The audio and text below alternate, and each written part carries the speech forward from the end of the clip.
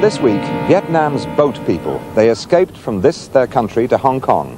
Now Britain has done a deal to send them back.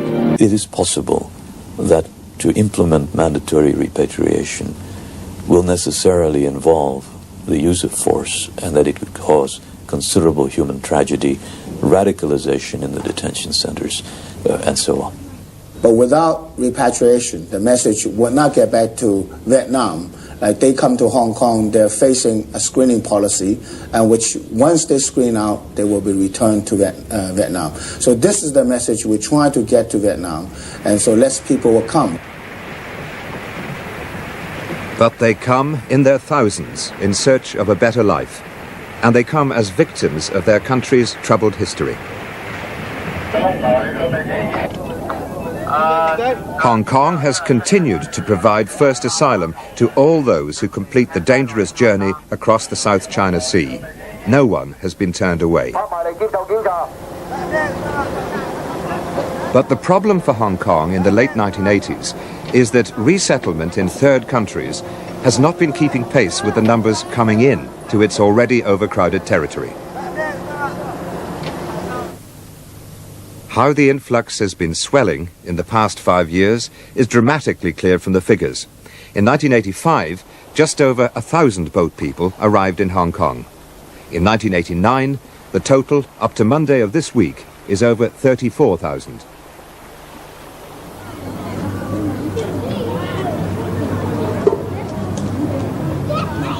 Pressure of numbers has led Hong Kong to apply strict rules as to who is a genuine refugee and who is not. Those who are, like the people in this camp, can stay until some country agrees to resettle them. But it can be a long stay. 1 in 4 have been in camps for more than 3 years, 1 in 6 for more than 7. This man arrived from Vietnam with his family in July '88. A building worker by trade, he'd been forced to work as an agricultural labourer for 9 years. That was his sentence for having tried to escape by boat in '79. The second time he made it. On the whole, life in the camp is all right, but it's definitely better than our life in Vietnam. It was very miserable living where we were. In the jungle, we had to walk miles and miles before we reached the market. Then we could not buy the necessary food even if we had money. We could not travel because we were under surveillance. Leaving the zone was very difficult. Where do you hope to be resettled? I would like to be resettled anywhere, except a communist country. But for 40,000 out of 57,000 boat people, being deported to a communist country, their own, is what's likely to happen. It was from Phoenix House on Tuesday that the first plane load was sent back. Throughout Hong Kong's detention centres, the fear of a similar fate has since led to what seems like fruitless protest. These days, most of the boat people have come here to escape not from persecution, but from poverty. If the applicant fails and is screened out, he has a right of appeal to the Refugee Status Review Board, whose chairman, Francis Blackwell, is a former Hong Kong judge. He's well aware that desperate people very often tell him desperate lies. If you lived in a country like Vietnam, where I think it must be accepted, economic conditions are dreadful, and it's quite clear that there's a great degree of pressure put on people by communist officials. And if you'd fled from that, and if you anticipated punishment just because you fled, and for no other reason, quite apart from the fact that you might have reasons as well, good reasons for fleeing, you'd say anything and you'd do anything, wouldn't you, not to be sent back? I would. But few appeals are upheld, and now those who are screened out will be sent back to the country they escaped from. Hanoi, capital city of Vietnam. and much further from Hong Kong in political terms than the geographical miles that separate them. There is no way that any program of repatriation of boat people can work unless the Socialist Republic of Vietnam wants it to work. And Vietnam has been saying that anyone forced to return cannot be accepted, but that those who choose to come back are welcome. But welcome to what? To what kind of society? To a country that won a war but has yet to win an economically stable peace. To a country whose political organization is still the unchallenged preserve of the Communist Party, through neighborhood committees that watch and report on the behavior of their fellow citizens. And for those who would reject the legacy of the late Ho Chi Minh, the penalties can be harsh. But Vietnam's foreign minister maintains that boat people who did escape to Hong Kong, and thus committed a crime, will not suffer for it if they return. There is no harassment, no. We would like to encourage them to come back. You want them to come back? Yes, to encourage them to come back by voluntary and not forced repatriation. You know. Those who have come back voluntarily are being monitored by the UN High Commission for Refugees. The results so far, according to the man in charge of the program, are encouraging. I would say they've been treated quite fairly according to the Memorandum of Understanding signed in December last year between the Vietnamese government and UNHCR. That memorandum was very clear that these people would not be prosecuted nor discriminated in any way because of the fact that they had left illegally the country. According to the Penal Code of Vietnam, there is punishment provided in those cases. And we negotiated with the government a written agreement that they would not be prosecuted, and they are not. A handful of HCR officers like this man have the task of keeping in touch with 637 returnees. Successful repatriation depends not just on official amnesty, but on living conditions, money, acceptance by the local community. Xin chào. Xin chào. Chào anh. Chào chào. Chào chào. The family who live in this tiny house came back from Hong Kong in October. They went away to escape from poverty, but soon realized they would never be resettled as refugees. The husband works as a cycle taxi man. The wife sells tea from a street stall. They've come back to poverty. Life will be very difficult. We have made an application to the Ministry of War Invalids, Labour and Social Affairs to get financial assistance to repair our house so that we can live in it. That's the situation now. How have other people accepted you back? Has there been any resentment at all because you went away? The neighbours talk to me. They are very good and kind. And has there been any problem with officialdom, with the authorities? With the authorities? No, nothing in particular.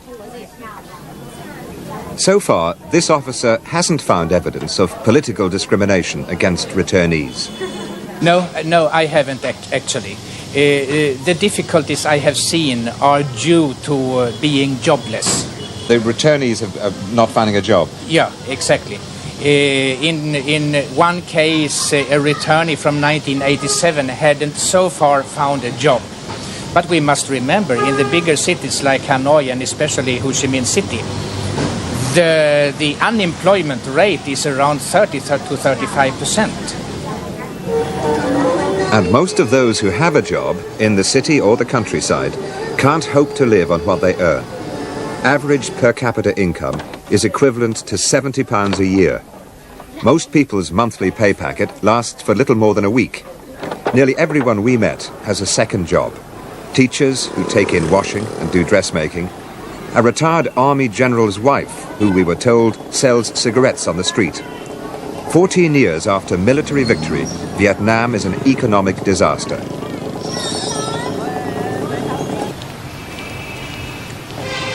Bac Mai is the country's biggest hospital. Built by the colonial French, It was heavily damaged by American bombing at Christmas 1972. It's a place that cries out against the inhumanity of power politics. Since Vietnam is denied Western aid, partly because of the war and partly because it invaded Cambodia, the hospital lacks drugs, equipment, decent sanitation.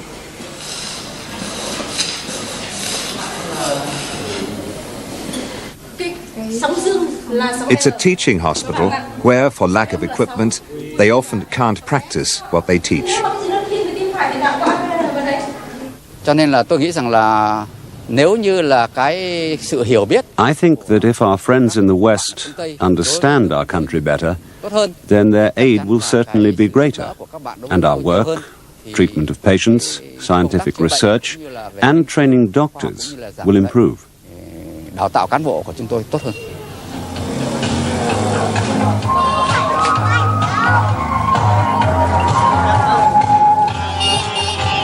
If the West is to understand the country better, then it should take note of what's been happening on the streets in the past year or so.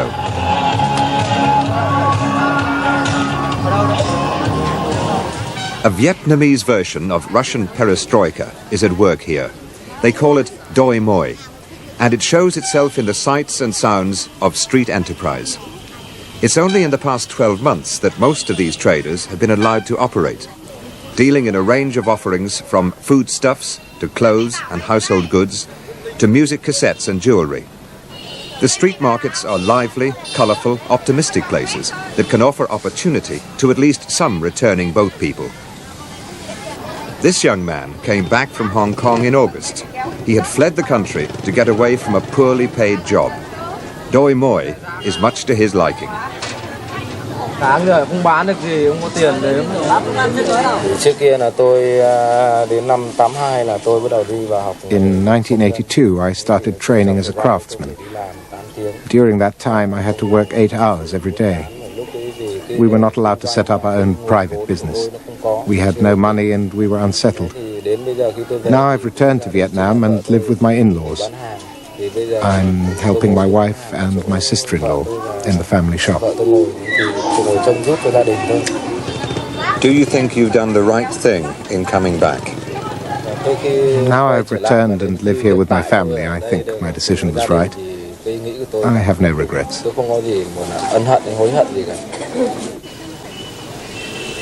There is little sign yet of political transformation along Eastern European lines, but at top party level there is a strong desire for economic cooperation with the West. Here we have a very cheap labor force, we have very cheap raw materials. So if combined with the capital from foreign countries and technology from foreign countries and management, we can have product of high quality. This is profitable for foreigners and for my country. It is the only way to develop my country.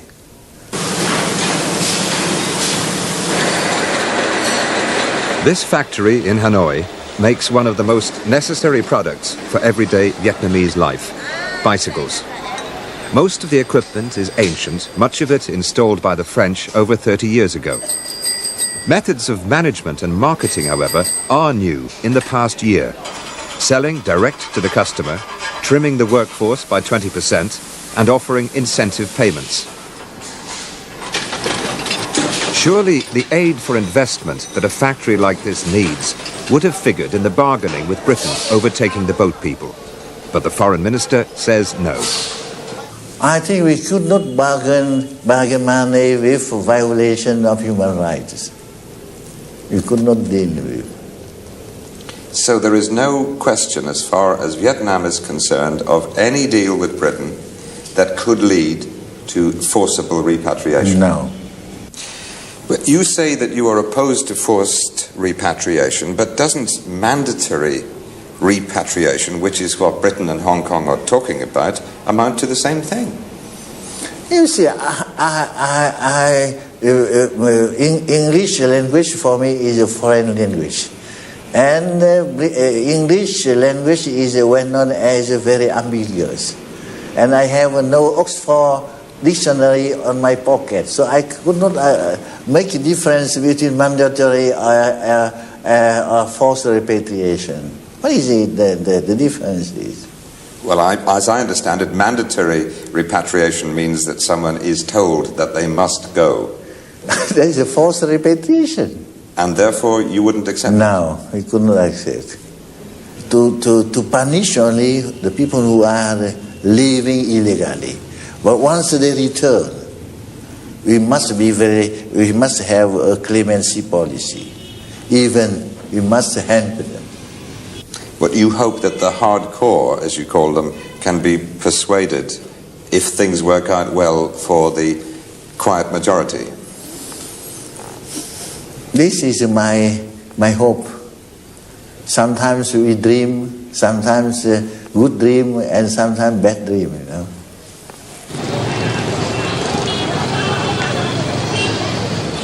What this man told us, he came back on a voluntary repatriation flight 2 weeks ago, suggests that bad dreams are more likely.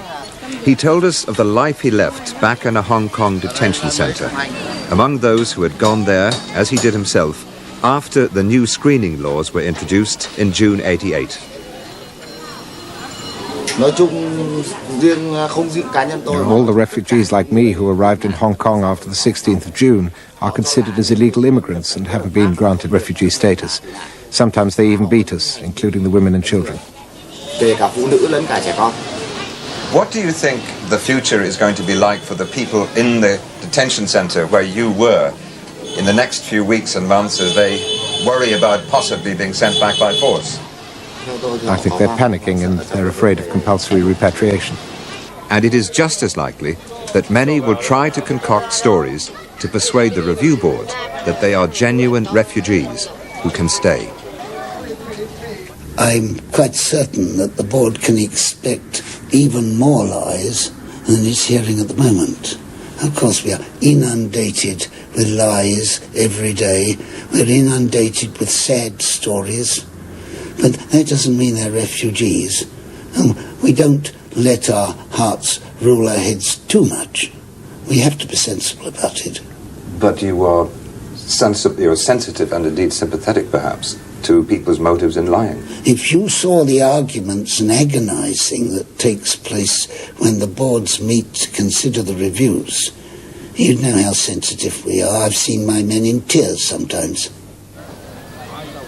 Those who are sent back will have some financial protection, though no one can be sure how $620 a head will be divided up between the Vietnam authorities and the people themselves. But another form of protection is vital. The UNHCR say they will not monitor forced repatriation. Britain talks of using charitable agencies, but the UN agency is stretched to deal with only 600 in its voluntary program. We cannot visit every returnee more than maybe once a quarter or something. So when Britain or anyone else talks about monitoring forced repatriation in terms of the numbers that might be involved there, you won't do the job. Could anybody do the job effectively?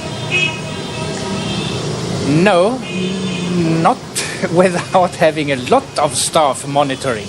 If you talk about thousands and thousands of people, no one can do that job, no. So 40,000 Vietnamese are to be sent back to an uncertain fate. And if forced repatriation doesn't work, there is even talk of closing Hong Kong as a port of first asylum.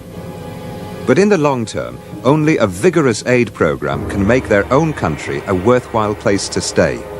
In the short term, the new sailing season will surely mean more sad human cargo on the South China Sea.